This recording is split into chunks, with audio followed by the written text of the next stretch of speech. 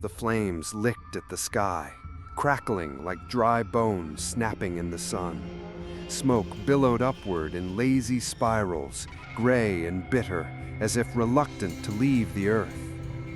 The villagers stood in a perfect circle, eyes blank, hands clasped, lips whispering words older than memory. No one cried. On the wooden pyre, swaddled in ceremonial linens stained by ash from generations past, lay May Edrin, the oldest matriarch of the village. Eyes closed, lips parted as if mid-song. She had not screamed when they laid her down. She had smiled. Or perhaps the grimace of age had been mistaken for grace. The ash harvest rite had begun. 7 years, that was the cycle. Every 7th autumn, as the first frost kissed the valley's edge and the crops leaned heavy with silence, one woman, always the eldest, was chosen. Not buried, not mourned, burned, and scattered like seed across the fallow fields. They called it a sacrifice of wisdom. Not death, but continuation. The soul returned to the soil, the flesh to feed the roots, the mind to bless the next generation. At least, that's what they were taught. From the edge of the circle, a young woman watched, fists clenched inside her wool sleeves. Her name was Ellen, and the smoke was stinging her eyes, but not from the heat. It was her first time witnessing the rite.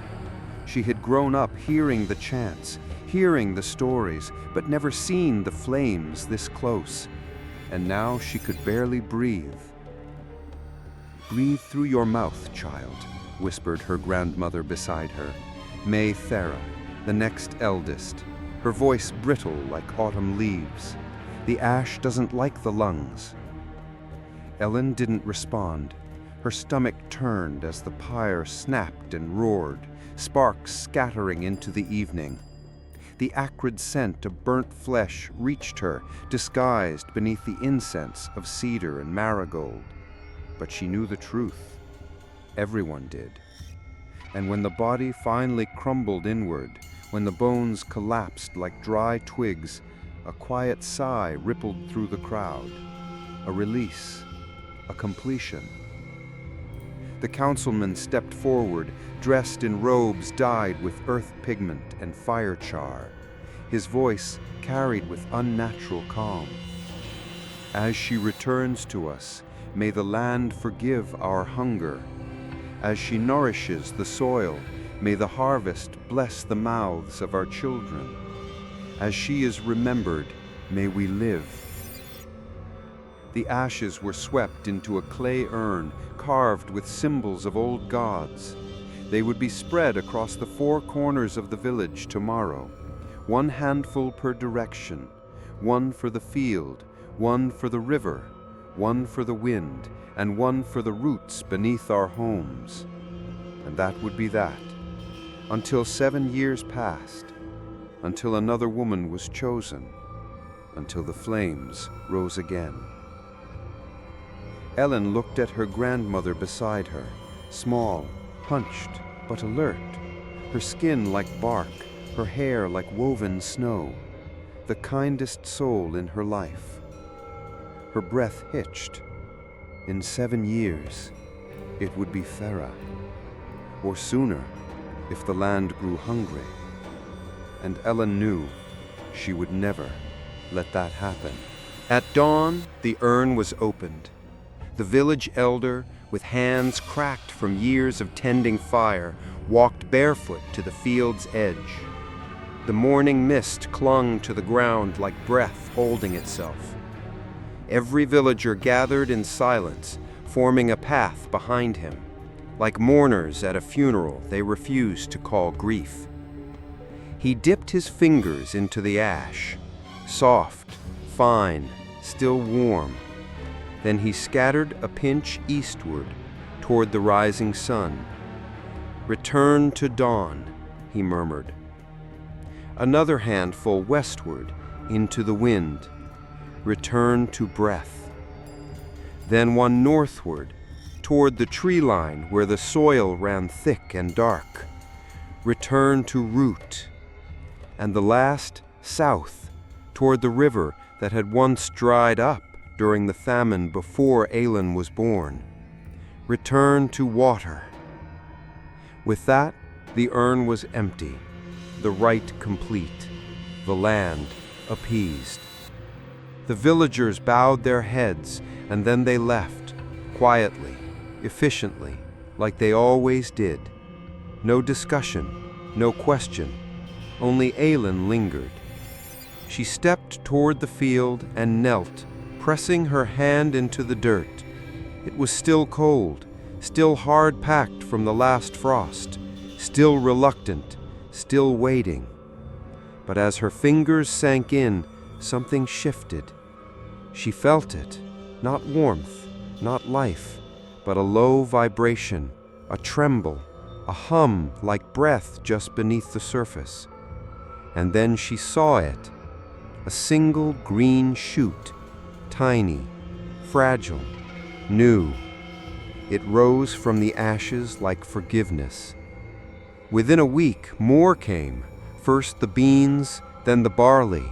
The earth softened underfoot, damp and rich. The fields buzzed with insects. Children laughed again. The hens laid double. Even the trees seemed taller.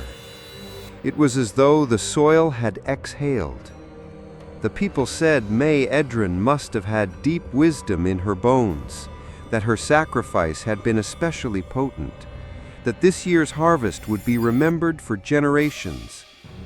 Aelin didn't speak. She only watched the green return with quiet unease, because she knew what it had cost. She had heard the bones crack. She had smelled her future burn. And each morning she looked at her grandmother, stirring porridge, humming old songs, and felt the weight of inevitability. It was tradition. It was law. But it was not mercy. And though the land now gave freely, Aelin couldn't shake the feeling that it wasn't just gratitude beneath their feet. It was something else, something waiting, something that had tasted ash and now hungered for more. Ellen was not born in the village, but it had raised her like its own. Her mother had died giving birth beneath the frost moon. Her father had vanished into the western woods 3 winters later, chasing a herd that never returned. No one spoke of him. No one needed to. The village had rules. Grief must be buried, not fed. Tears watered nothing. Only Ma Thera had held Ellen close. While others offered hushed condolences and turned away, Thera had lifted the child in her frail arms, pressed her forehead to hers, and said, "You were born in pain, little one, but you'll live in fire. And fire, my sweet, remembers everything." From then on, they were inseparable.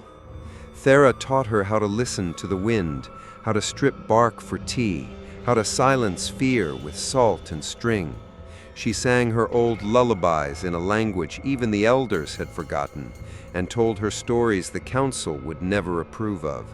Stories where the dead didn't bless the earth, but haunted it, clawed their way through roots to find who had lit the match. Ellen loved those stories. But as she grew older, she realized her grandmother wasn't telling them for entertainment. They were warnings.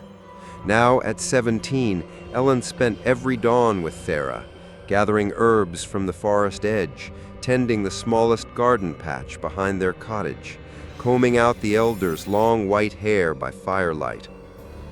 "Tell me again," Ellen whispered one evening as the wind moaned through the shutters. "Why did they start the ash harvest rite?" Thera paused, her eyes clouded with age and memory. "They say," she began, "that long ago the land was barren. Children starved, the river ran backward, the sky turned red, and then one woman, old, wise, and dying, walked into the field, lit herself aflame, and begged the land to take her. Ellen swallowed. And it worked? It rained that night. Crops grew. Babies cried.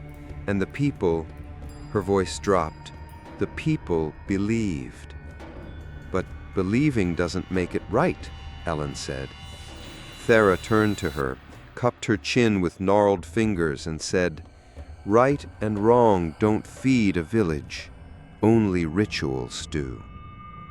Ellen hated that answer, hated how calm it sounded, as if it was noble to burn your grandmother for bread. But the fire in her chest, born of smoke and sorrow, refused to cool. She glanced at the mantel. On it sat 4 urns, small, each sealed with wax and marked with names, her great-grandmother's. 1 per generation, 1 every 7 years, carried to the pyre by daughters who did not weep.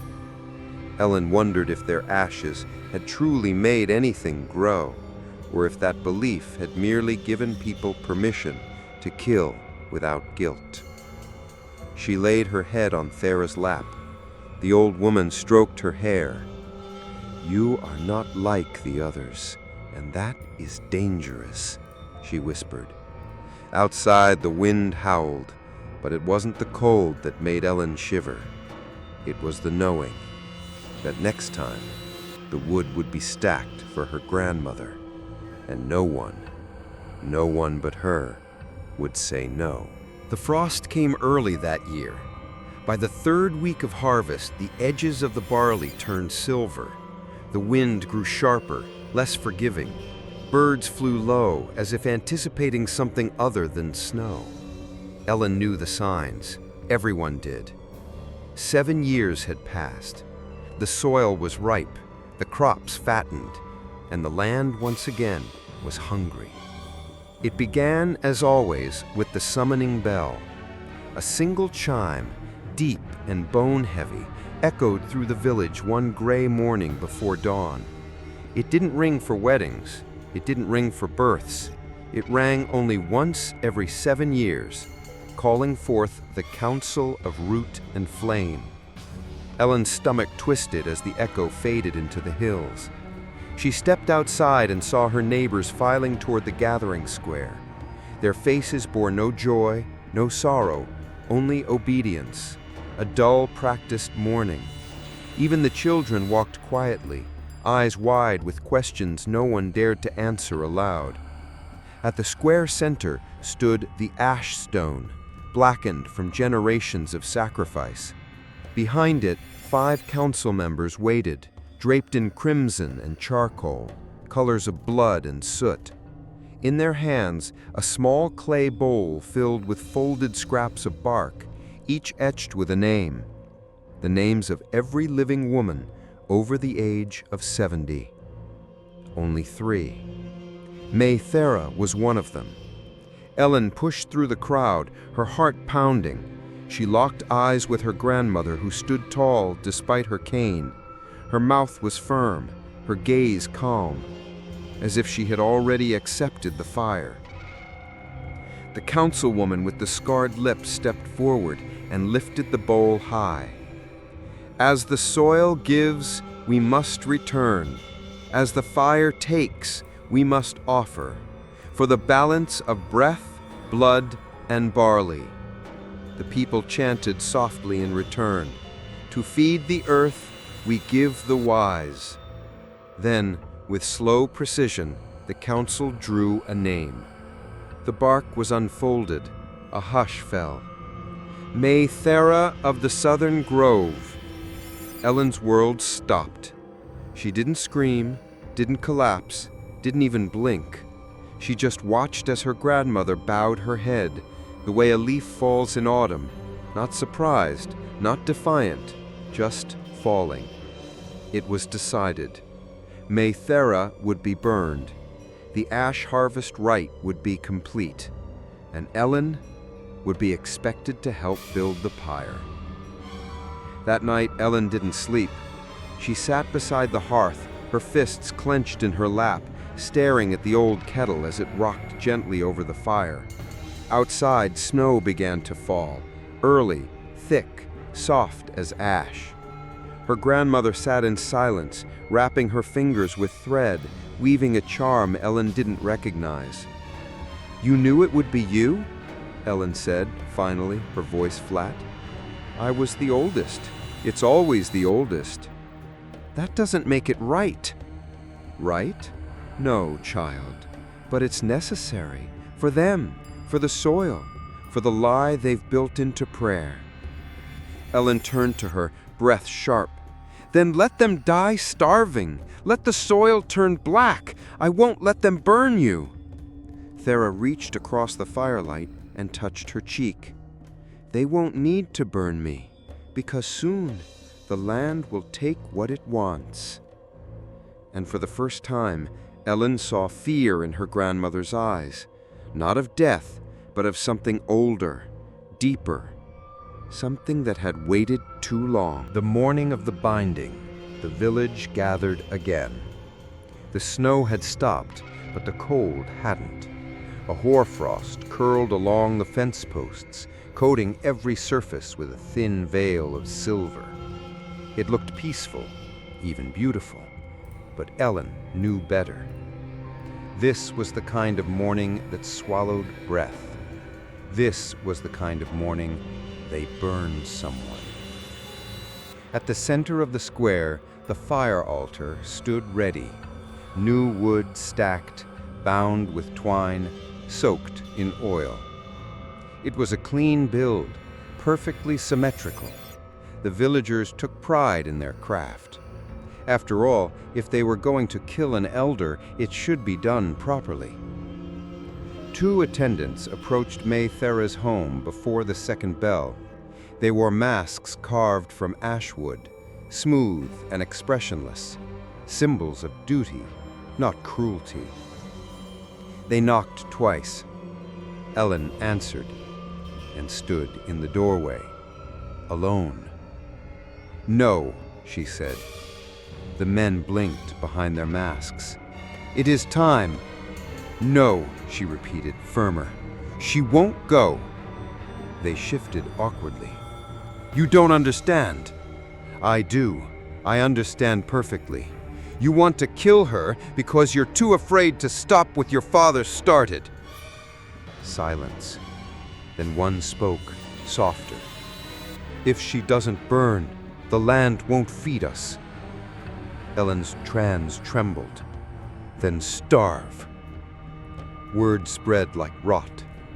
By midday, half the village stood outside her door. Some pleaded, some shouted, a few cried. The councilwoman arrived last, her face painted with soot in the old ritual pattern. "You shame your bloodline," she said coldly. "You desecrate the Rite." Ellen stared back. "And you hide murder behind flowers and fire." A murmur rippled through the crowd. No one had ever dared say it aloud. The councilwoman gestured to the attendants. "We will take her by force." But when they stepped forward, Ellen revealed the blade in her hand, small, rusted, but sharp enough. She held it between herself and the door like a mother bear facing down a pack. "She is not yours. She is not theirs. She is mine, and I will spill blood if you try." The crowd hesitated. They weren't used to resistance, especially not from a girl, especially not one with fire in her eyes and frost on her tongue. Finally, the council turned away. For now.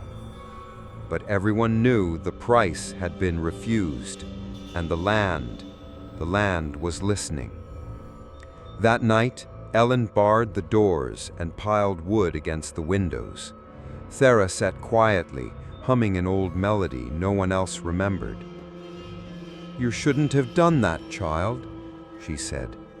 Ellen knelt beside her, tears burning behind her lashes. "I won't lose you." Thera reached out, brushed a curl behind her ear.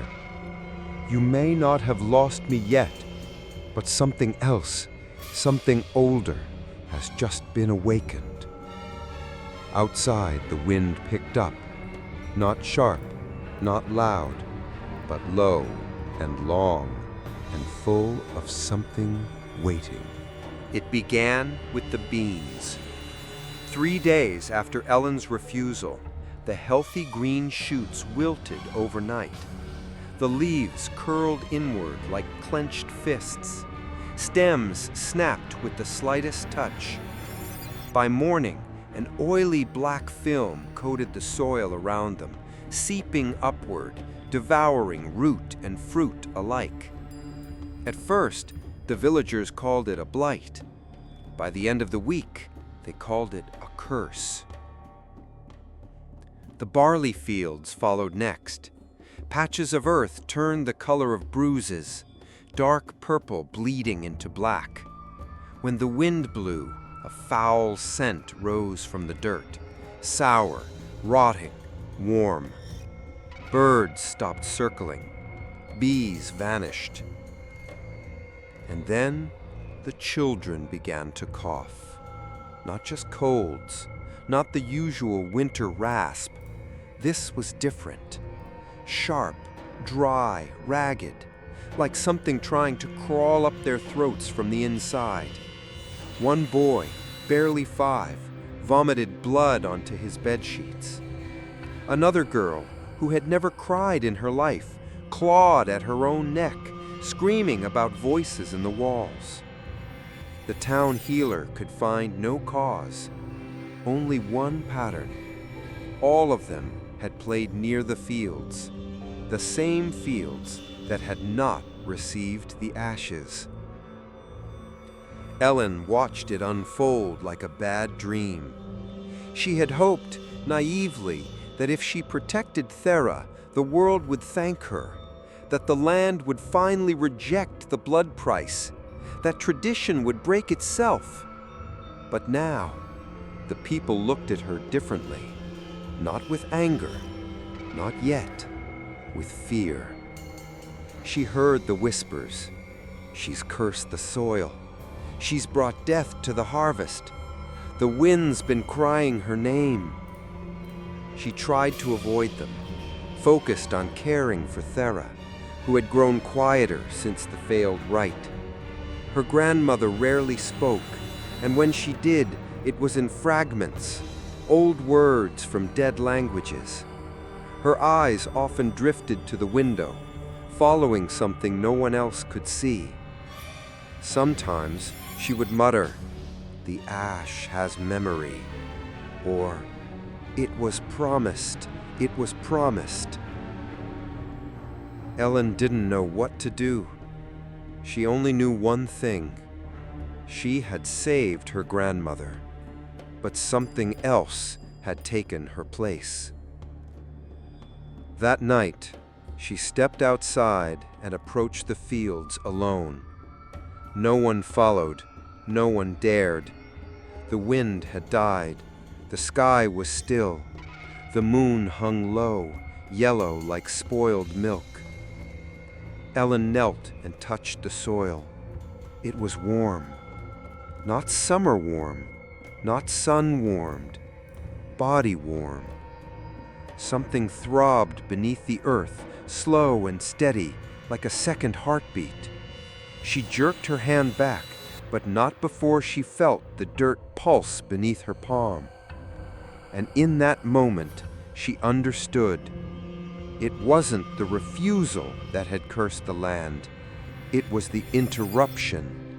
The rite had not failed. It had been left unfinished. And the land was not angry. It was starving. They came at dawn, without masks this time. No more rituals, no more prayers, only fury. 5 council members, draped in soot-colored cloaks, knocked once on Ellen's door. No attendance, no ceremony, just silence, hanging thick behind them like fog that wouldn't lift. When Ellen opened it, the leader stepped forward. Elda Varn, oldest voice on the council, and sharp as a hawk's claw. Her eyes, rimmed with red paint, cut straight through Ellen. "You've broken the cycle. You've unbalanced the Rite."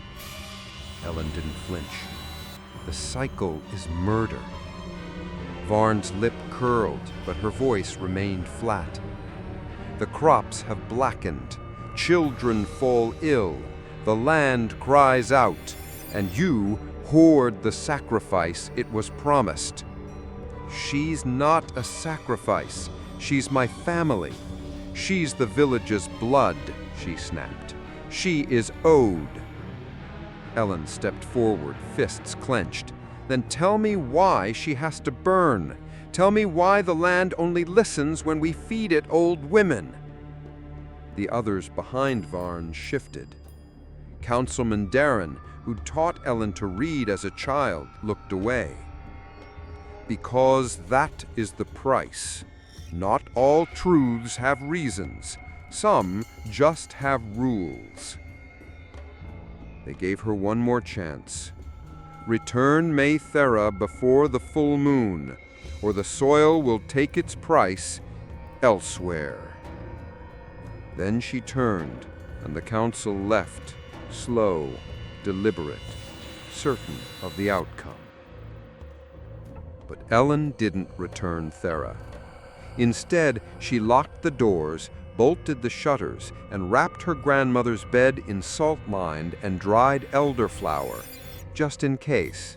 Not because she believed the superstitions, but because something in her bones said, "Don't take chances with the dead who aren't dead yet." That night, the village lit no lanterns, no chimney smoked. It was as if everyone held their breath at once. The only light came from the council house, where a low fire flickered long past midnight. And just before sleep claimed Ellen, she heard something new. Not the wind, not the coughs of sick children, but a sound from under the floorboards, a dragging, a whisper, a humming tune, one her grandmother used to sing. But this time, it came from the soil beneath their home. The first scream came from the edge of the village. A shepherd boy, no older than 10, was found curled beside his flock, eyes open but unseeing, mouth agape in a soundless cry. When they tried to rouse him, he only shook and pointed to the trees. "They walked on no feet," he whispered. "They came in smoke. They wore our mothers' faces." No one believed him, at least not out loud. But by nightfall, 2 more children said the same thing. And then the whispers began. It wasn't wind. It wasn't birds or branches or foxes crying in the dark. It was language. Human language. Soft. Repeating. Calling names only the oldest villagers remembered. Names of women long turned to ash. Names of grandmothers. Names of sacrifices. Names of the burned. The whispers came mostly at night, but sometimes in the lull between dusk and dark, or when the smoke from the hearth curled strangely, or when someone stood too long alone in the fields. No one admitted they heard it, but doors began to lock earlier. Salt lines appeared on thresholds. The church bell, long silent, was rung every hour, though no one knew who rang it. Ellen stood at the center of the fear. She could feel their eyes on her as she walked the narrow lanes, sharp, scared, suspicious. At the bakery, the flower girl turned away. At the well, women stopped drawing water when she approached. Even the children lowered their voices when she passed, as though speaking too loudly near her might invite something that now listened. And worst of all, Farah had stopped speaking. Her eyes no longer followed Ellen. Her hands no longer moved with purpose. She sat in silence now, day and night, staring at the wall, lips slightly parted, as if remembering how to speak, but not why. But sometimes, in the deep hours, Ellen would wake to her grandmother humming, soft, tuneless, and mouthing words that weren't hers, words in a language that made Ellen's ears ring. On the sixth night, Ellen stepped outside and listened. The air was too still. And then, there, just past the barley rows, a voice, not hers, not Thera's, but familiar. It said her name, twice, and then she was promised. The sound didn't echo, it pressed. It wrapped itself around her chest like smoke that thought it was fingers. Ellen backed away, not running but not brave either. She turned toward the house, and just before she stepped inside, she looked over her shoulder. In the far dark, beside the scorched fields, a figure stood, not moving, not waving, just watching, wearing her mother's face. Ellen waited for a night with no moon, no watchers, no eyes at windows, no bells tolling the hours of old fears, just dark, heavy and quiet. She packed nothing, no food, no water, only a spade, a wool blanket, and her grandmother, frail, unmoving, wrapped tight in silence. Thera hadn't spoken in days, but when Ellen lifted her into the cart, she didn't resist. Her eyes fluttered once, then closed, like a seed accepting the earth. She didn't go north, too close to the river, didn't go west, too near the logging trails. Instead, she turned east, toward the old woods, where the trees grew too close together and the birds forgot how to sing. The place the villagers called the Crooked Grove. No one went there, except perhaps the things that waited. Ellen walked for hours, pulling the cart over roots and frost. The wheels snagged, the cold bit through her boots, but she didn't stop. Not until she found it, a hollow, deep in a circle of trees that bent toward each other like gossiping crones. The ground here was soft, the air thick. Something about the place felt like breath that never exhaled. She laid Thera down gently, wrapped in the blanket of her childhood, brushed a white strand of hair from her brow, pressed her forehead to her grandmother's. "I won't let them take you. I won't let the fire have you." Then she dug. With bare hands and teeth-gritted silence, she dug until the frost gave way to loam, until her fingernails bled, until there was space for a body. The wind didn't howl, it watched. The trees leaned in as if listening. And when Ellen placed Thera in the grave and covered her with soil, she didn't cry. She only spoke once, voice trembling. "This is mercy. This is love." Then she walked away, leaving no marker, no stone, only roots. That night the wind changed. It shifted not just direction, but tone. What once whispered now groaned, and far beneath the village something stirred. Not angry, not vengeful, but hungry, because what it was promised had been given to dirt, not fire. And dirt does not bind like flame. Dirt breaks promises. And now the land began to call for blood. The wind came down from the mountain like it had teeth. It tore through the fields, whipping ash into the air, even though no fires had burned. It shrieked between homes, flung shutters open, knocked clay jars from shelves. Doors slammed, chimneys groaned, and in every gust the villagers heard one thing: names. Old ones, familiar ones. The names of women who had once stood where Ellen now stood. Women who had once been bound to the pyre, smiling gently as they were led to flame. And between those names, whispered like a breath through splinters, Ellen. Not shouted, not screamed, hissed. She heard it as she stepped out into the dawn. The sky was bruised, orange at the edge, but choked with gray. A storm hadn't come, but it felt like the world was holding its breath for one. Her boots squelched as she crossed the outer field. The earth, once rich, was now spongy, wet but not with water, sticky, thick, as if blood had soaked through from beneath and hadn't dried.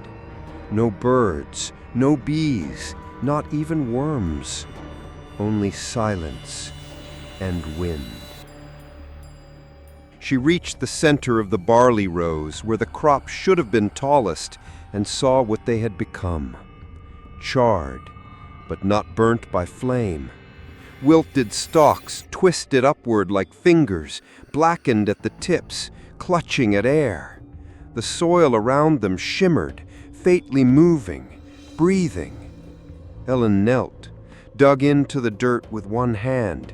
It was warm again, warmer than before, and this time it pulsed, not randomly, not like life, like a heartbeat, a rhythm.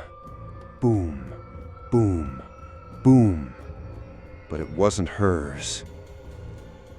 And then she heard it, her name again, but not from the wind this time, from under her, from inside the soil. It whispered like a mother to a sleeping child. You buried what was promised. Now give what you love. Ellen staggered back. Her mouth was dry. Her lungs didn't want to pull in air. The wind whirled faster, screaming through the barley like wolves tearing through cloth. And then, in the stalks ahead, something moved. Something tall and wrong.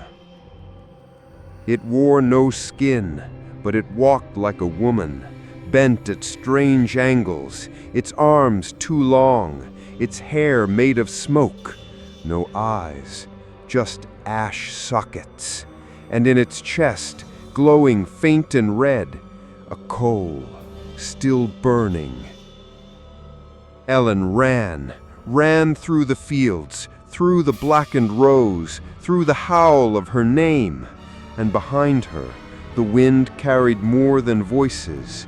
It carried footsteps, crunching earth, stalking ash, and the distant, echoing rattle of laughter that used to belong to her grandmother. Ellen didn't sleep that night. She didn't even try. Her hands wouldn't stop shaking, not from cold, but from something deeper. Something crawling beneath her skin, like fear turned into insects. Her ears rang with the echo of footsteps that had no weight. Her mind kept looping the words, "You buried what was promised. Now give what you love." But she had already given what she loved. She had buried her grandmother beneath roots and moonless soil, and now something wanted more. Just before dawn, she began to tear apart the house. She didn't know what she was looking for, only that she had to look. For a sign, a clue, a map out of this madness. Something her grandmother had hidden before the silence took her. She ripped open cabinets, overturned drawers, pulled rugs off the floor. Nothing. Then she remembered the loose board beneath her grandmother's rocking chair. It had always creaked differently. She moved the chair aside and pried at the seam with the edge of the fire poker. The wood gave way with a soft snap. And there, nestled in dust and linen, was a leather-bound journal, its edges worn, its cover scorched at the corners like it had once been rescued from a fire. Ellen sat on the floor and opened it. The ink inside had bled in places. Some pages were brittle, others stuck together like scabs, but the handwriting was sharp, careful, familiar. It wasn't Thera's. It was signed only once, at the very beginning. Rama, first of the named. She had never heard that name before. She flipped to the first full page and read, "It was not always this way. Before the fire, there was blood. Before the offering, there was hunger. And before the land learned to listen, it screamed for centuries without answer." She turned the page, heart pounding. Page after page described the early days of the village, not as a sanctuary, but as a bargain struck in desperation. The soil had failed, the river turned black, crops rotted in the ground, until one woman, Rama, the author, led a different kind of sacrifice, one that worked, one that fed something beneath. She found a drawing halfway through the journal, a crude figure carved into the dirt, surrounded by bone totems and burning herbs. A line beneath it read, "She who was promised, the first that fed it willingly." Ellen froze.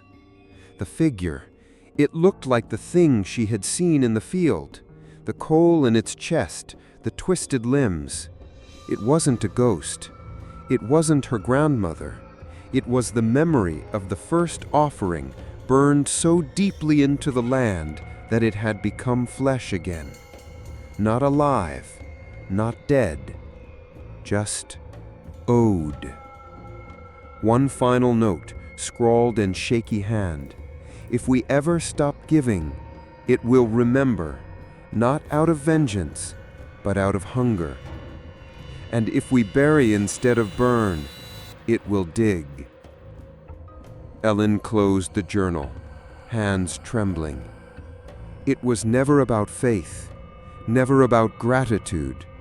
It was a contract, one sealed in fire, and she had broken it with soil. The pages grew older as she turned them, more brittle, more stained. The ink sometimes faded into the parchment like it was afraid to speak too clearly. But the story it told, line by line, was not one of hope. It was a confession and a warning. Ellen ran her finger down the entry titled simply, "Year of Famine Before the Naming." The handwriting here was different, angrier, scratched, not written. They prayed, they bled, they waited. Nothing came. The seeds rotted in the hand before they touched soil. The wind carried dust instead of clouds. Children shriveled before they spoke their first word. We buried the sick. We buried the livestock. We buried our hope. And the land gave us silence. She turned the page. Then came another entry, short, like a knife cut into the journal. "I burned my sister." Ellen's breath caught. She stared at the words, numbed. The next lines were shakier. Not out of faith, not for the village, for the land, for it. I saw it in the soil.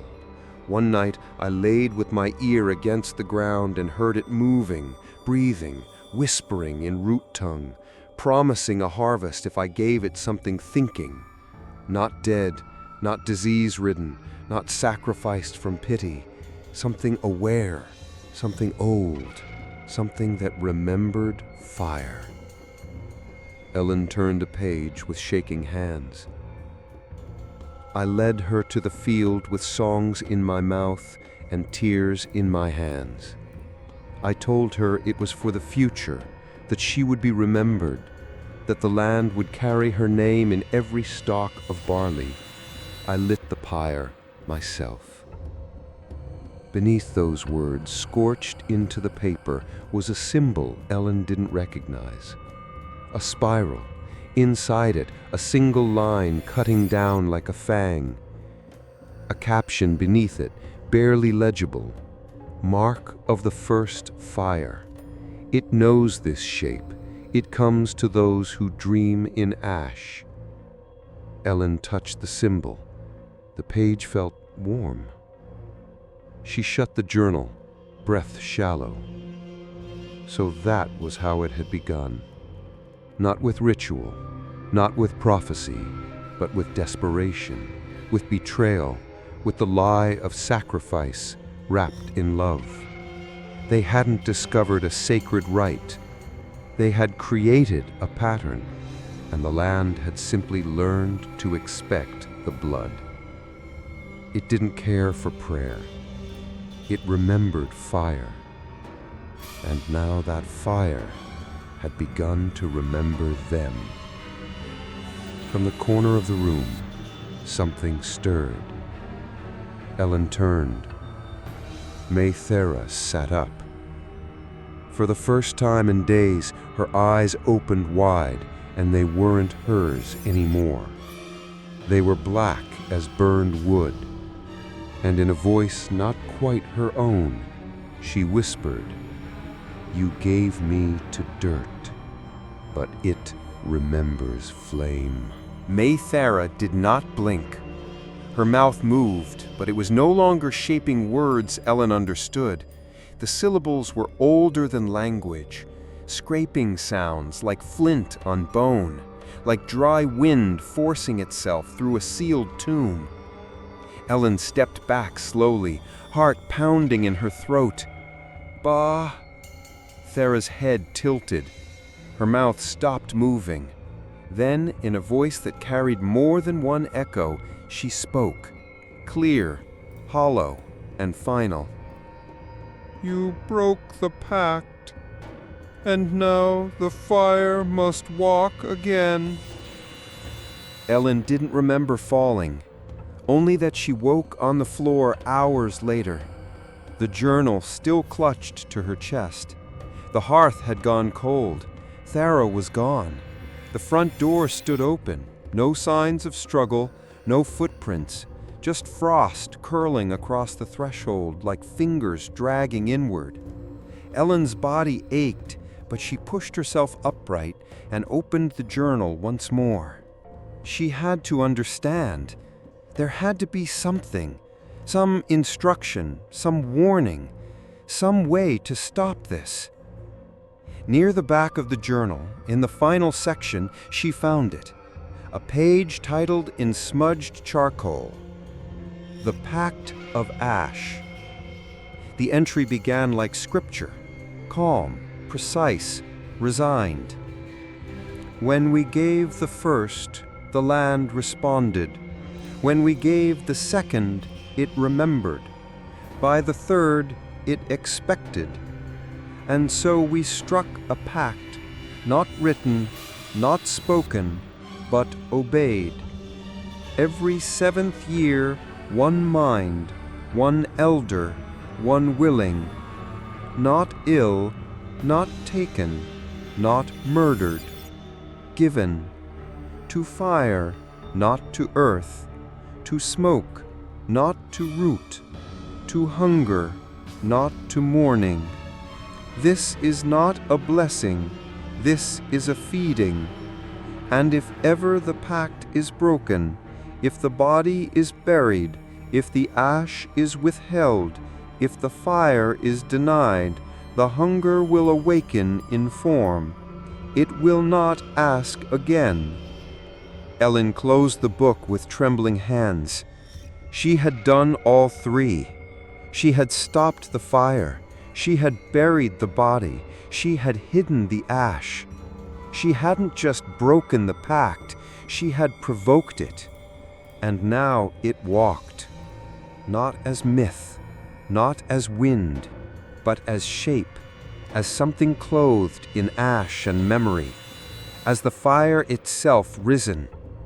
Suddenly the wind outside changed, again. no longer howling. Now it sounded like footsteps through cinders. And faintly through the open door, Ellen saw it. A figure, tall, slow, glowing faint at the chest. It left no tracks, but everywhere it passed, the grass curled and died. And in the distance, a new sound joined the wind, screaming, not of fear, but of recognition. The kind of scream one makes when they see a promise kept far too late. The screams didn't stop. They didn't swell or break like human panic.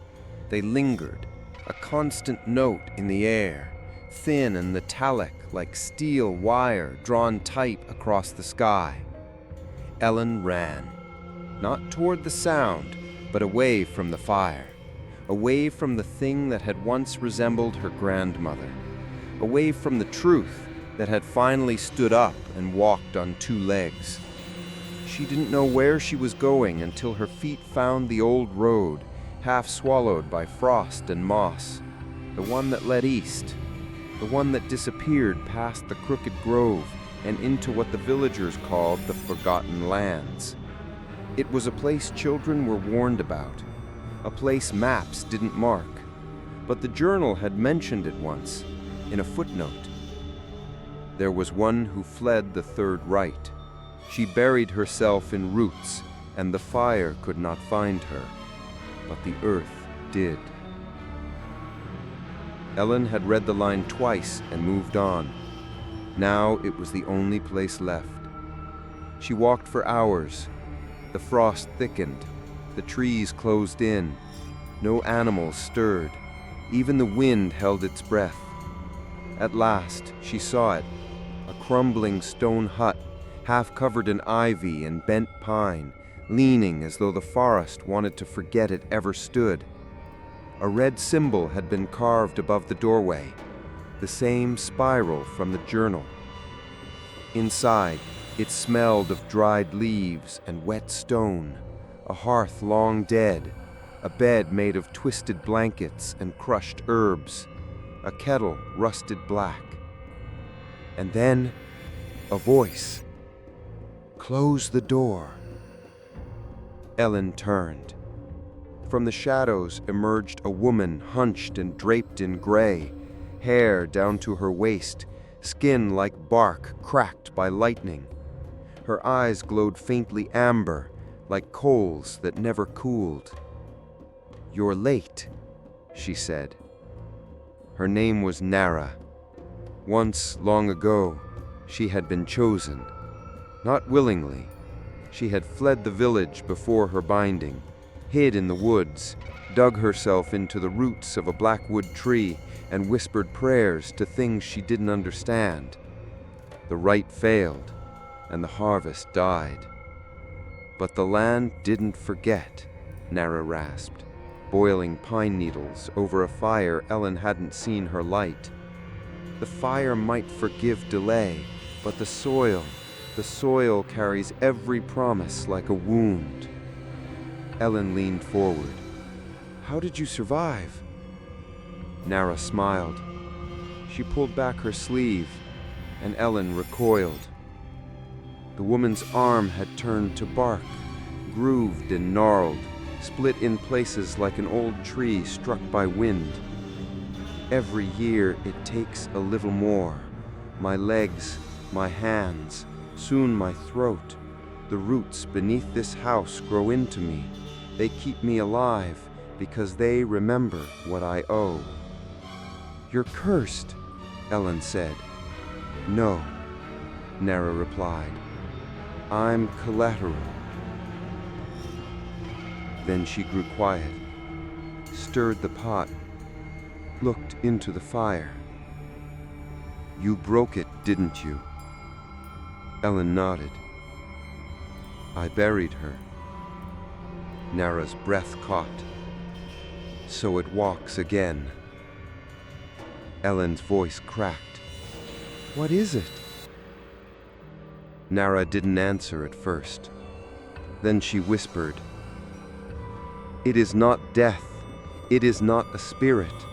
It is a hunger that learned how to wear the face of what we loved. Ellen gripped the edge of the table. Can it be stopped? Nara's eyes, dim and dying, met hers. No. But it can be fed. That night, Ellen dreamed of fire. But not flames that danced or devoured. No, this fire crept, slow and silent, like mold made of heat, blooming in corners of her vision, curling up from the soil, wrapping around the roots of trees, licking the bones of those buried without permission. She awoke with her fingers clenched so tight her palms bled. Outside, the world was too still. No rustling, no wind. Even the cold had stopped. It was as if the forest itself was holding its breath, waiting. Nara packed a small satchel for her.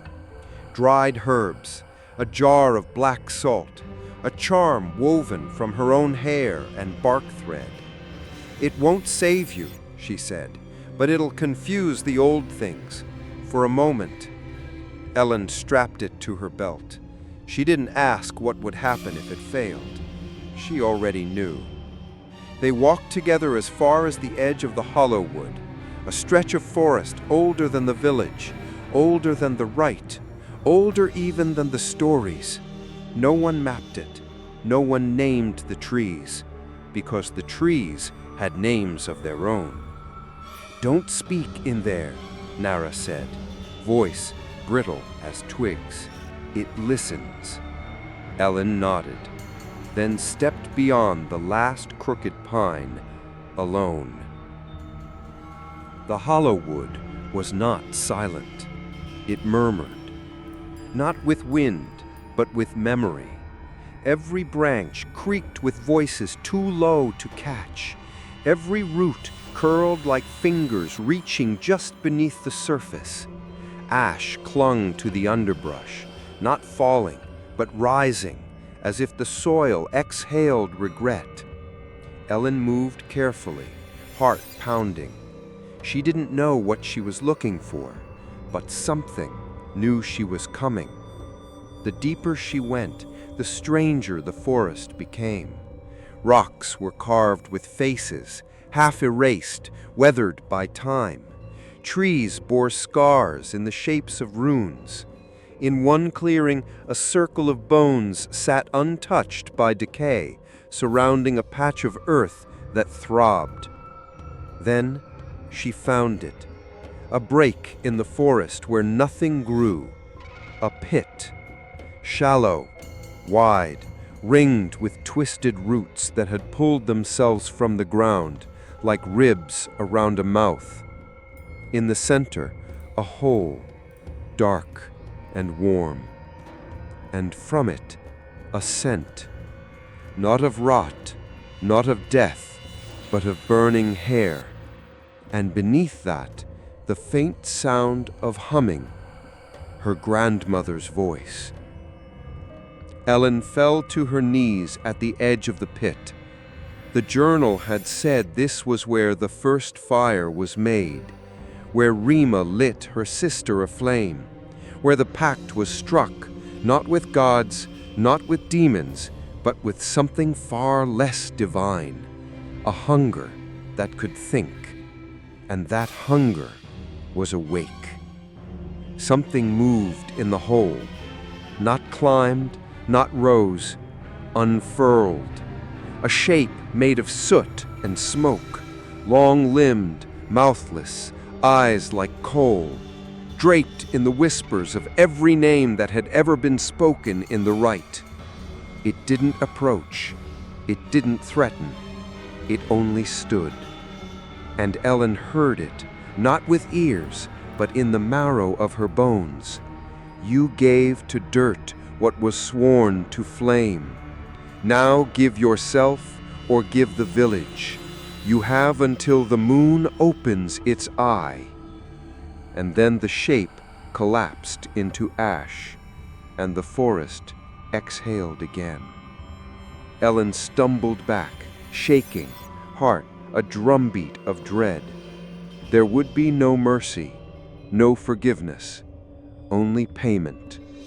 And now she had to choose her life or everyone else's. Ellen didn't return the way she came. The forest had changed behind her. Paths twisted, trees leaned in, landmarks vanished. The Hollowwood no longer pretended to be part of her world. It had reclaimed itself. She was no longer walking through the forest. She was inside it. Inside something alive, something that had waited 7 years between feedings and now wanted to taste not just flesh, but memory. She reached a place where the ground sloped sharply downward, as if the belly of the earth had collapsed inward. Here the trees thinned, not because they stopped growing, but because their roots had begun to reach up, piercing the air like tendrils, searching for something they had lost.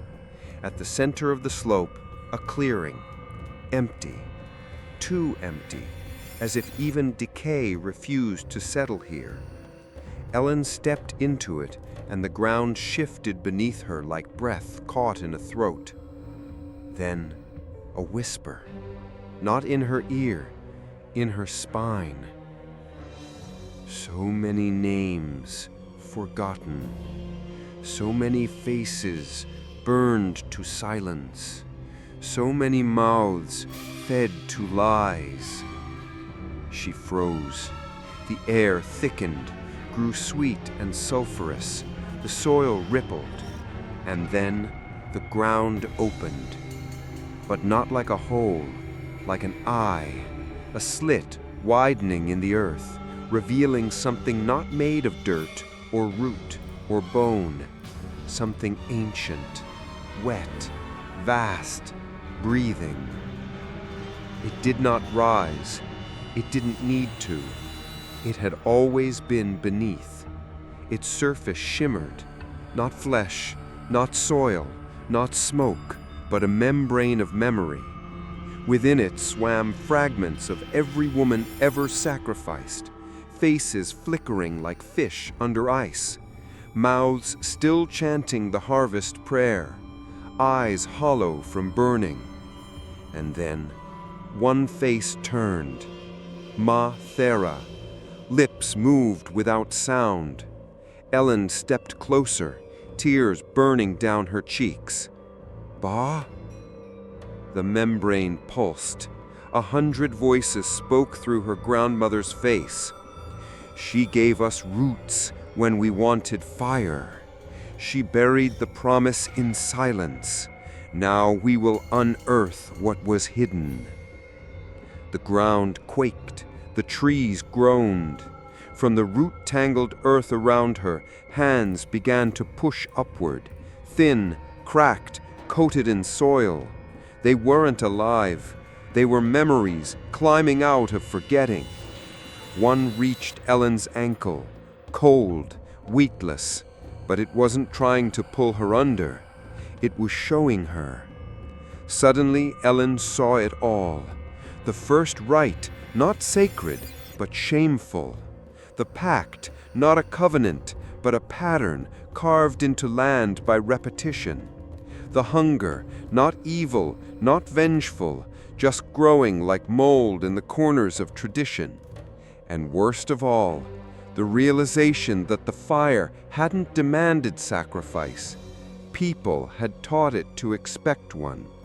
They had trained the land to crave memory, to feed on names, on faces, on love, on women.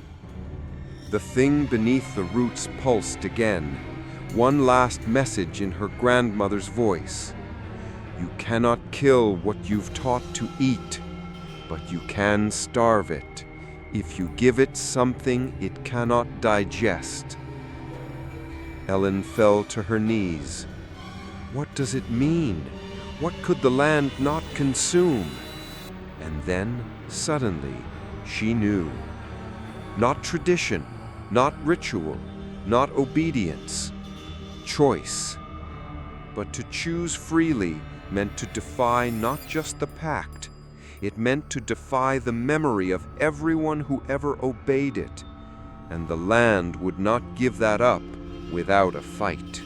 Hélène stood at the mouth of the thing that breathed beneath the world, shaking, broken, streaked with ash and knowing.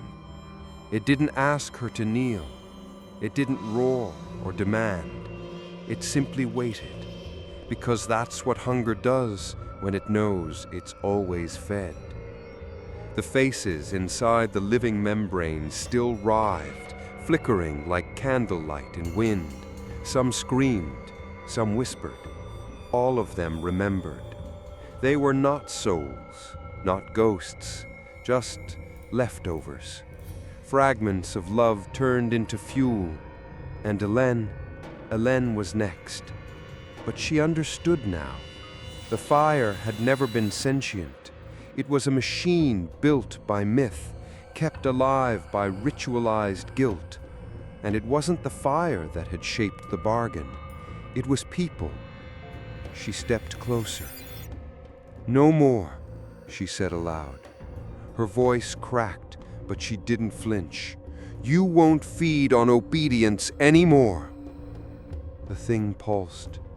A low vibration passed through the ground, through her legs, her spine, her teeth. The earth did not speak in words this time. It spoke in want, an ache, a pull, a promise of silence if she just surrendered, a warm ending, a remembered name carved into a field of barley. All she had to do was offer herself, like every woman before. But she didn't. Instead, she reached into her satchel and pulled out something the land had never tasted. A page from the journal, the one with Rima's confession. She tore it. Then she tossed it into the living membrane. It hissed, buckled, shuddered. Memory recoiled because it could feed on tradition, yes, but not on defiance, not on truth, not on something that changed the story. Hélène stepped forward again, closer now. "You fed because they gave. You grew because they forgot to question. But I remember now." She dropped more pieces of the journal in, burning the myth, breaking the pattern, giving the earth what it could not digest. Choice. The hunger reeled, not in rage, but in confusion. The shape beneath the roots spasmed, lost its form. The faces blinked, blurred, scattered like smoke in wind. The ash fell from the air. The root hand sank back into soil. It couldn't hold her anymore, because she hadn't followed the script. The pit closed. The humming stopped. The hollow woods grew silent, not dead, but sleeping. And Hélène? She walked back through the forest with firelight in her chest that did not burn. She had given nothing, but she had taken everything back. In the distance, the village bell tolled once, not for mourning, not for sacrifice, for awakening. The village didn't look the same when Ellen returned. Not ruined, not burned, but warped, like something wearing its own skin wrong. The houses leaned ever so slightly. The windows reflected the wrong sky. The well in the center of the square bubbled, not with water, but with black foam that vanished before touching air. And the people, they didn't greet her. They didn't speak. They only watched, like statues remembering they once were human. Ellen's boots scraped against frost-thin dirt as she crossed the square. No one moved to stop her. No council members in red, no attendants. Just villagers parting without words, as if something unseen walked with her, behind her, above her. inside her.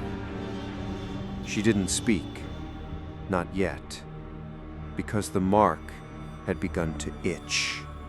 It started as a pinprick on her neck, a heat, sharp and deep, like being branded from the inside. She pressed her fingers there and felt the skin ripple, smooth at first, then ridged, like something beneath the surface was growing. She ducked into her home, closed the door, collapsed before the hearth, unwrapped her scarf, and stared into the mirror above the mantel. That's when she saw it. Not a burn, not a scar, a spiral, perfectly formed, black as coal. The same symbol from the journal, and it was moving. It pulsed in time with her heartbeat, spreading slowly, down her neck, curling beneath her collarbone like ink poured into veins. But it wasn't ink, it wasn't blood, it was memory. Not hers, the land's. It was marking her as the one who broke the cycle, the one who interrupted the feast, the betrayer. Ellen stumbled back from the mirror, breathing hard. The journal lay open on the table. She flipped through its final pages, desperate for answers. One torn scrap fluttered to the floor, handwritten, slanted, faint. To break the rite is not to end the hunger. It is to become the meal it cannot swallow. You will be remembered not by name, but by scar.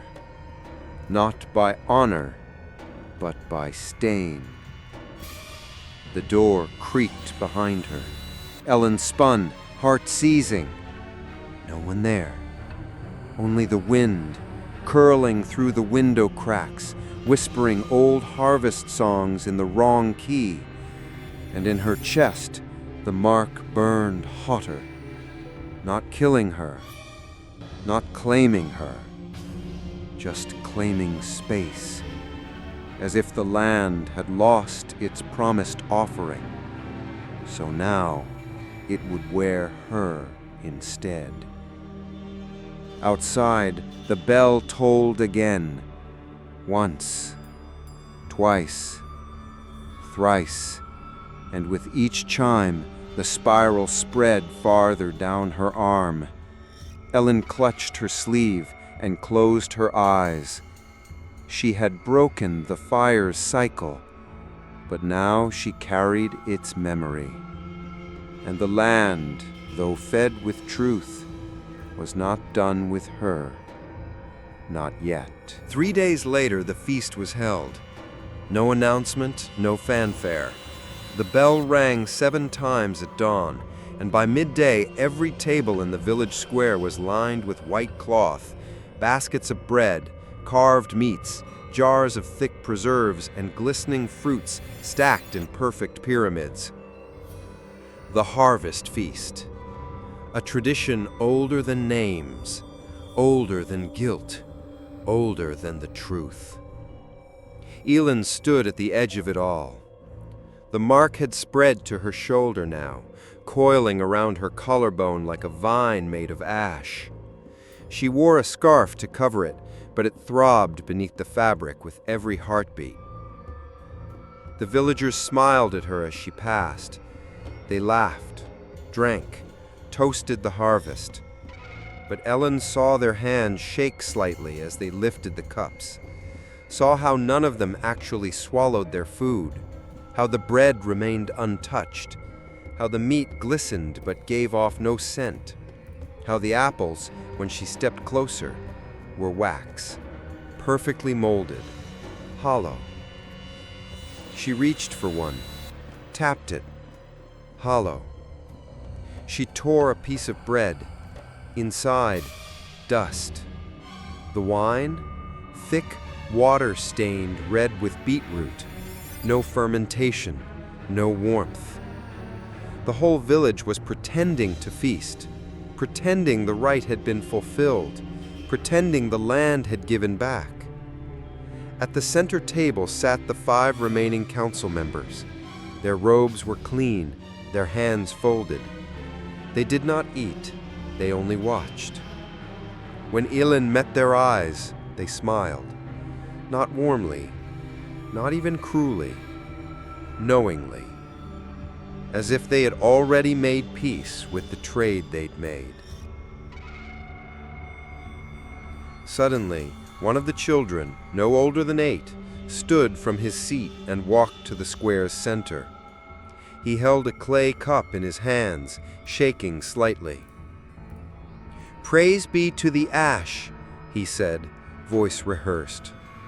"To fire that remembers, to soil that forgives, to the one who bears the burden in our place." He turned his head, slowly, until his eyes met Elin's.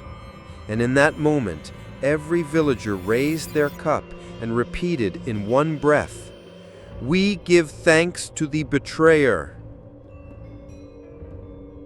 Elin didn't move. Her heart went cold.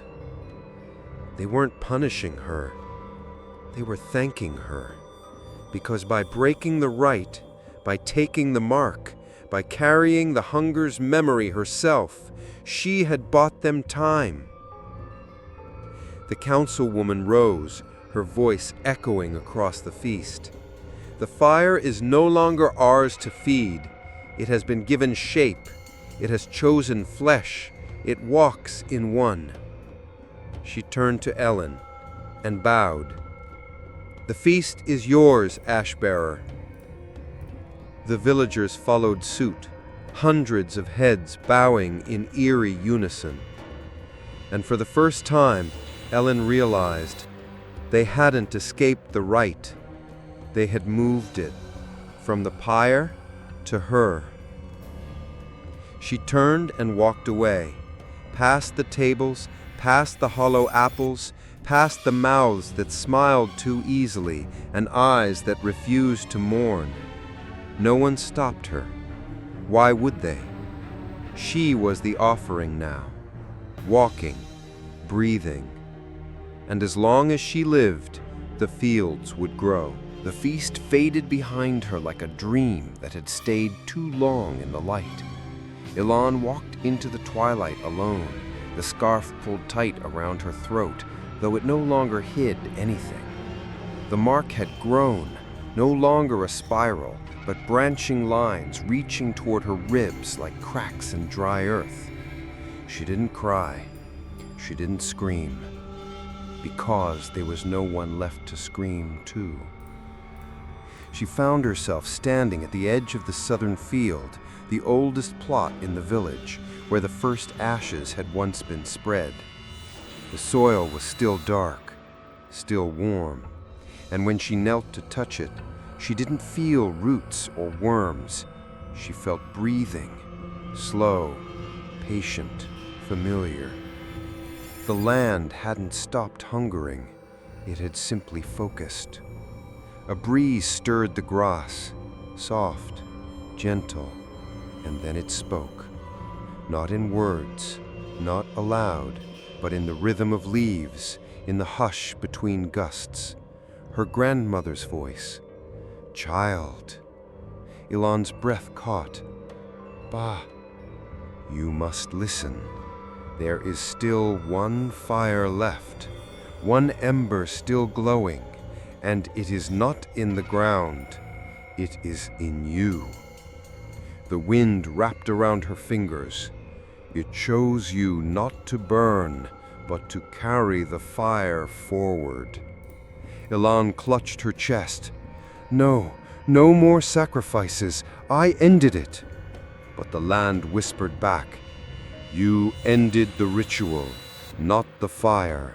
The fire remains, and it will burn through you or burn through them." The wind died, the voice fell silent, but the heat in her bones stayed.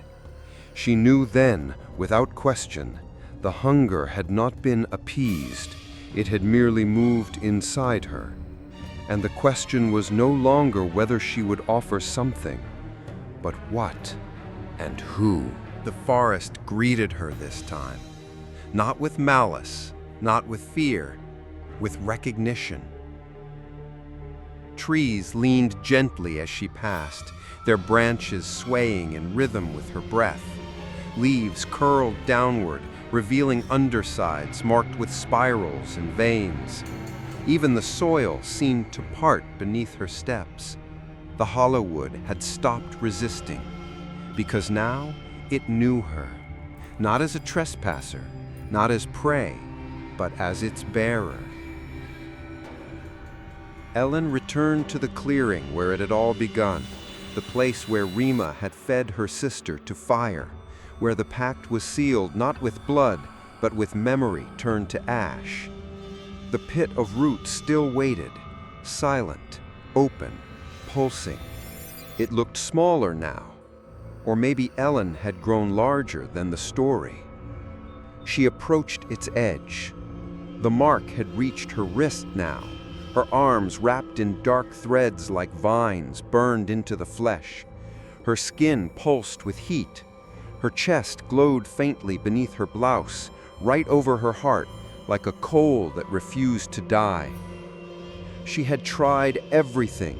She had buried the ritual, broken the pattern, fed it truth, carried the hunger, and still it wanted more. Because the land was not bound by stories, it was shaped by what we repeated, and the fire had been fed too long to forget. Ellen stood at the pit's rim, staring into its dark throat. The voice returned, not from below, from within her. This is where it ends. She closed her eyes, not in surrender, in choice. She took the satchel from her hip and emptied it into the pit. The last page of the journal, the bark thread charm from Nara, the clay shard with her grandmother's thumbprint, a lock of her own hair, symbols of memory, not obedience. Then she reached into her shirt, pressed her hand to her chest, and whispered, "If you must burn, burn here." The fire ignited, not in the pit, but in her. A sudden bloom of heat spread from her ribs, her throat, her spine, but she didn't scream. She stood, let it rise, let it consume not her body, but her fear. The pit of roots responded, quaking, groaning, spewing up smoke and wind and soil soaked with ancient hunger. But she did not fall, because she was no longer feeding it. She was facing it. The flames circled her like wolves unsure of their prey. They wanted ritual. She offered resolve. They wanted a name to burn. She gave them a voice to listen to. And in that final moment, just before the fire struck, the land hesitated, because it recognized something unfamiliar, something it could not absorb, something it had never been fed before: freedom. And for the first time in centuries, the pit closed itself. The earth groaned and went still. Ellen collapsed to her knees, body steaming with heat, skin glowing faint but unburned. The mark remained, but no longer moved. It had become a seal, not of debt, but of decision. It rained that night. Not a storm, not a cleansing, just a slow, steady fall, soft as whispers, cold as breath on a pyre. By morning, the village fields shimmered green again. The barley stood tall, the beans unfurled new leaves. Even the fruit trees, long thought barren, hung heavy with early blossoms. And the villagers rejoiced. They sang the old songs, they blessed the soil, they praised the Rite, even though no one had burned, because the land had given, and they were desperate to believe that meant it had forgiven. Ellen returned in silence. No one asked where she had gone. No one looked at her for long. But they knew. They saw the mark on her arms, now solid, ink-dark, no longer spreading, but etched deep like a tattoo of fire. They smelled the smoke that lingered in her hair, even after days of rain. They heard the difference in her steps, the way the earth seemed to still under her heels. No one thanked her. No one needed to. They had their crops. That was enough. The council resumed its rituals. They walked the perimeter with ash-filled urns, though they carried nothing. They spoke the harvest blessings, though no fire had been lit. They called it a silent rite, a new chapter in village tradition. And everyone played along. They needed to, because if the illusion cracked, they would have to admit the truth, that they hadn't been saved by tradition. They had been spared by a girl who refused it.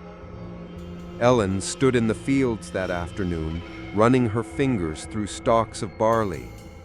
They were tall, strong, verdant, but when she plucked one open, it was hollow, dry, crumbling from the inside like a husk without seed. She checked another, and another, all the same. She knelt and touched the soil. It wasn't warm, it wasn't breathing. It was still, not dead, just uninterested. The land no longer hungered. It had been shown something greater than offerings, choice, and in that it had lost its appetite. The villagers wouldn't notice yet. The illusion would hold for a while, until the leaves fell too soon, or the fruit spoiled too fast, or the grain refused to grind. Then they would search for someone to blame, and they would find her, because the land no longer wanted anything from them. But they still did. They needed a pattern, a person, a sacrifice. That night, Ellen sat at the edge of the fields and whispered to the wind, "I didn't end the fire. I just taught it to choose." The wind didn't answer, but the soil beneath her feet felt light, as if for the first time in centuries, it had nothing left to remember. The first dream came to the miller's wife. She awoke screaming, drenched in sweat, fingers blackened as if dipped in soot. Her husband tried to calm her, but she only repeated one sentence, over and over. She came with no eyes. She asked why I didn't light the fire. 2 nights later, a child in the western quarter stopped speaking. When asked what was wrong, she pointed to the rafters and whispered, "There's a lady in the smoke. She wants to know where her name went." Then came the noises in the chimney, the footprints made of ash on clean floors, the coughing fits that smelled like burnt hair. The villagers tried to explain it away. Bad dreams, leftover guilt, rot in the grain. But Ellen knew better. She saw it one evening, at the edge of the fields. A figure, not walking, drifting. It hovered inches above the soil, wrapped in layers of damp cloth and scorched skin, its face hidden by a veil of smoke. Its arms dangled like broken stalks. In its chest, no heart, no coal, no fire, only emptiness. And it wasn't alone. Behind it stood others, dozens.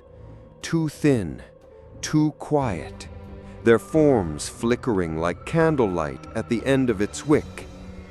The unburned. They were the ones who had never completed the rite, not by rebellion, by accident. Forgotten elders, interrupted pyres, storms that extinguished flames too soon. Bodies buried because there was no wood, no time, no priest. The ones the land never finished eating. Now they had returned, not to punish, but to ask. Where are their names? Where are their ashes? Where are the fields they were promised would remember them? The village had rewritten its history, declared a new rite, pretended the past could be composted and replanted. But memory does not rot. It burns, and these souls had never been allowed to. Ellen watched them circle the council house, watched the smoke curl beneath door frames, watched the sky darken without clouds. No wind, no thunder, just the stillness of a breath held too long. She tried to warn them. "They're not vengeful," she told the councilwoman. "They're incomplete." But the council only tightened their cloaks and lit incense in doorways. "They are echoes," they said. "They will pass. They always pass." But this time, they didn't. Because this time, the cycle was broken, and what isn't finished will always return. The bell rang at dawn, 3 slow tolls. The village square filled before the sun fully breached the hills. No smiles, no songs, only tight mouths and colder eyes. It had been many seasons since the last trial, and never for someone living. Never for someone like Ellen. She stood in the center, bound at the wrists, but not by rope, by expectation. She wasn't dragged. She had walked herself there, because part of her wanted to know. Was she truly guilty, or had they simply chosen her in place of accountability? The council stood elevated behind the ash stone, their cloaks heavier than usual, their faces painted in the old style, coal and white ash in the shape of the spiral, not for tradition, for protection. As if the dead might not recognize them under the mask, as if guilt could be disguised. Councilwoman Varn spoke first, voice sharp and hollow. "You stand accused of disrupting the sacred cycle, withholding the offering, and breaking the pact between soil and soul." Murmurs rippled through the crowd, some in fear, some in agreement, most in confusion. Ellen raised her chin. "I broke nothing sacred. I only refused to let another woman burn for your comfort." Gasps, sharp intakes of breath. Varn's hand twitched. "The rite is not comfort, it is necessity." "No," Ellen said, "it was habit." She turned to face the villagers. "How many of you truly remember why we burned the old? Not the words, not the chant, the truth." Silence. She pointed toward the fields. "Do they even grow? Or are you too scared to admit they don't? That the land gave back because I said no, not because you said the right words." More silence. Then laughter. Soft, raspy. Not from the crowd, from behind it. A child shrieked.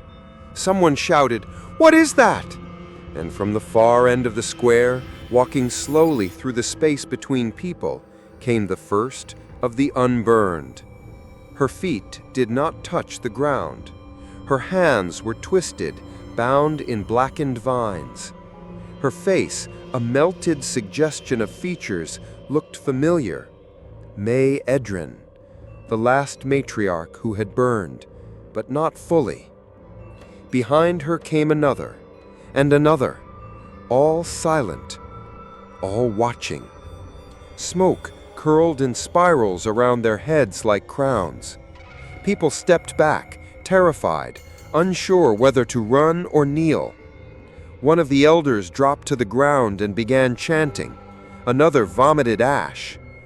Ellen's bindings fell to the ground, though no one had touched them. She stepped forward toward the council. "You want to judge me? Then judge them too." She pointed at the ghosts, at the ones you forgot, at the ones you let rot without flame, the ones buried in silence. The air grew thick. A wind spun up, slow and low, like the breath of a furnace waiting to open.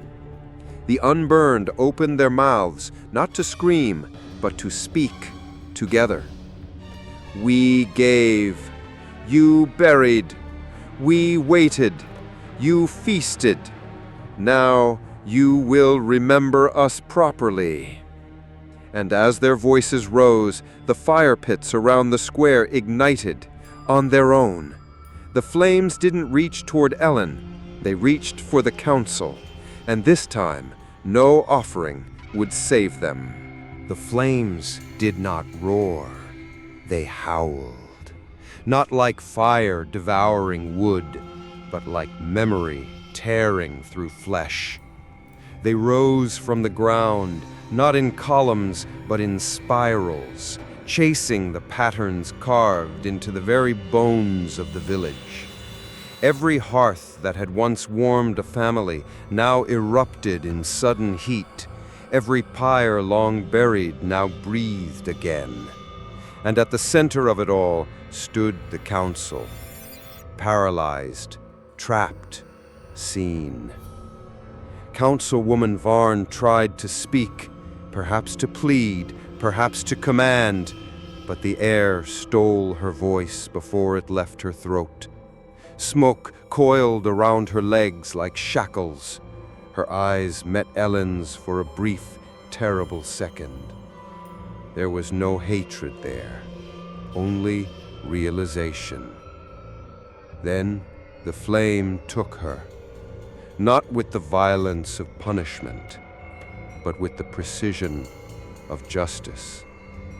She did not burn like wood, she burned like paper, curling, collapsing, consumed. One by one, the rest followed, silently, without struggle, as if they'd always known this end was waiting. The villagers screamed, ran, fell to their knees, but Ellen didn't move. The wind around her remained cool, swirling gently, as if bowing in deference. The unburned circled her now, gliding across the earth without footsteps, leaving behind trails of soot that hissed against the cobblestones. They did not touch anyone. They did not chase. They only stood witness, because the fire that had once fed in secret now burned in the open.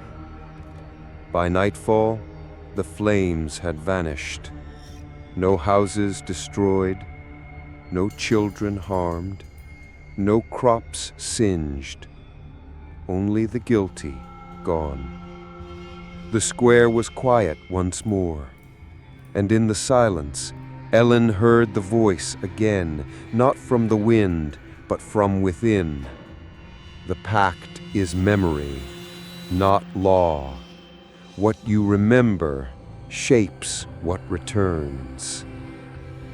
The next morning, villagers emerged from their homes. Ash covered the council house. Black streaks marked the walls of those who had ordered burnings. But the rest of the village stood whole, alive, and terrified, because they had witnessed something no harvest story ever warned of. Not divine punishment, not spiritual wrath, but the return of truth with fire in its lungs. They tried to thank Ellen again, with gifts, with silence, with the way they refused to meet her eyes. But she did not want thanks. She wanted change. And now she understood. Fire was never the enemy. Forgetfulness was. That night, as she walked the edge of the fields alone, the air still smelled of smoke, but for the first time, the wind did not carry names. It only carried her breath, steady and calm. And somewhere deep in the earth, something old and hungry went to sleep. They came to her the next morning, not with chains, not with torches, with parchment, with empty pages, with eyes lowered and voices quiet, and trembling hands offering quills, asking for the first time in their lives, what should we remember now? The council was gone, the old chants silenced, the spiral masks buried beneath ash. The village stood on the edge of something it had never known, choice. It terrified them, but it did not terrify Ellen. She gathered them in the square, not on the ash stone. That had crumbled in the night. Instead, she stood beneath the old black tree at the field's edge, the one that had watched every rite, every burning, every lie turned into prayer. She laid the parchment on the roots and began to speak. "We have fed the land with our grandmothers," she said. "We called it duty. We called it sacrifice. But it was fear, refined, ritualized, passed down like a recipe for guilt." She looked into their faces, weathered, wide-eyed, waiting. And now the land is quiet, not because it was appeased, but because it was heard. She dipped the quill in ink made from burned wildflowers and wrote the first line on the page. "The land does not require our dead. It requires our memory." The second, "We will feed the earth with story, not suffering." The third, "No fire shall take the unwilling." She looked up. No one spoke, but heads began to nod. Mothers took their daughters' hands. Fathers bowed their heads. Children sat cross-legged on the dirt, listening as if to a new kind of bedtime tale, one where no one is tied to wood just to make the rain fall. The new rite spread, not in sermons, but in habits. Ash was still scattered at the edge of the fields, but now it came from letters burned in ceremony, letters written to the ancestors, thanking them, honoring them, freeing them. Children were taught not to fear the wind, but to listen to it. At every harvest, one voice stood before the village and told a true story of someone who lived, who chose, who broke the spiral and left the field blooming with memory. And that voice was always Ellen's. Until one year, it wasn't.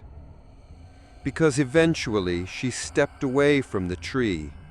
She passed the quill to another, and she walked alone into the forest, not in fear, but in peace, because the fire no longer followed her. She had carried it, and now she had transformed it. The last page of the new rite reads, "If ever the land grows quiet again, do not feed it bones, feed it truth. Do not burn what you love to keep what you fear at bay.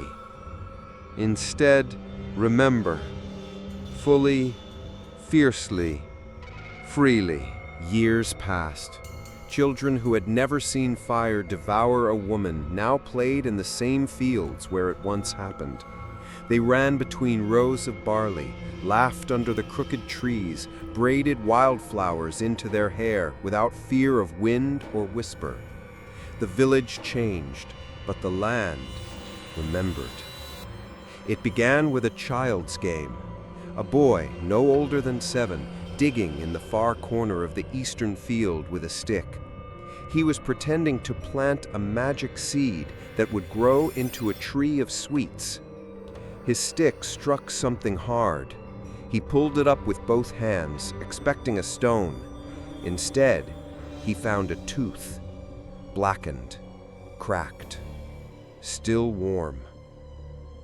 That night, he had a dream, not of monsters, of a woman with no mouth holding out her hand. When he woke, there were fingerprints on his wrist, ash gray, impossibly delicate. Others began to find things too. A comb made of bone, a necklace fused with charcoal, tiny urns buried beneath the roots of the black tree. And every item carried with it a feeling, not fear, not quite, but weight, as if the objects were thinking, waiting. Ellen, older now, returned from the edge of the forest when word reached her. She knelt by the tooth, turned it in her hand. The spiral was carved in the enamel, faint, almost erased. She closed her eyes and listened. The soil hummed, not angrily, not hungrily, but restlessly.